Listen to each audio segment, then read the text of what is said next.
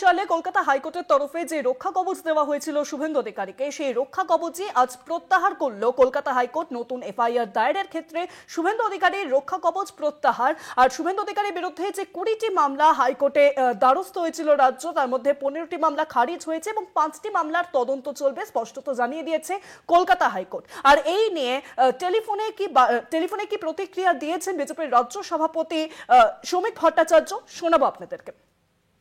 মহামান্য বিচারপতির প্রতি সম্পূর্ণ আস্থা, শ্রদ্ধা এবং সম্মান জানিয়েই বলছি যে এই রায় সম্পূর্ণ স্ববিরোধিতায় ভরা। এই রায় একটা ভিন্ন বার্তা দিচ্ছে।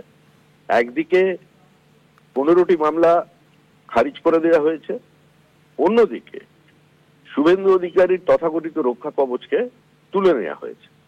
তাহলে অন্তত এটা প্রতিষ্ঠিত যে বিরোধী দলের নেতার প্রতি প্রতিহিংসা পরায়ণ হয়ে বর্তমানের রাজ্য সরকার প্রশাসন তার বিরুদ্ধে বিভিন্ন মিথ্যা মামলা, ভিত্তিহীন মামলা রুজু করে চলেছে। এবং শুভেন্দু অধিকারী যেদিন থেকে তৃণমূল কংগ্রেস ত্যাগ করে বিজেপিতে প্রতিদ্বন্দ্বিতা করেছেন এবং মুখ্যমন্ত্রীকে নন্দীগ্রামে পরাজিত করেছেন, তারপরে তৃণমূল কংগ্রেসের প্রতিহিংসা কোন মাত্রায় গেছে তার সর্বশেষ উদাহরণ হচ্ছে উত্তরবঙ্গে সাম্প্রতিককালে তাকে গাড়ি কাঁচ তুলে বন্ধ করে ঘিরে ফেলে তার গাড়ির উপরে পেট্রোল ঢেলে দিয়ে আগুন জ্বালিয়ে দেওয়ার প্রচেষ্টা।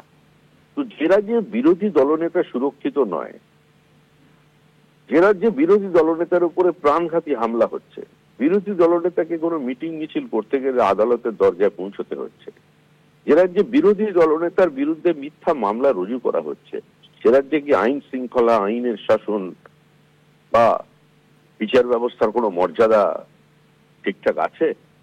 বিচারপতি জয় সেনগুপ্ত অনেক গুরুত্বপূর্ণ রায় দিয়েছেন।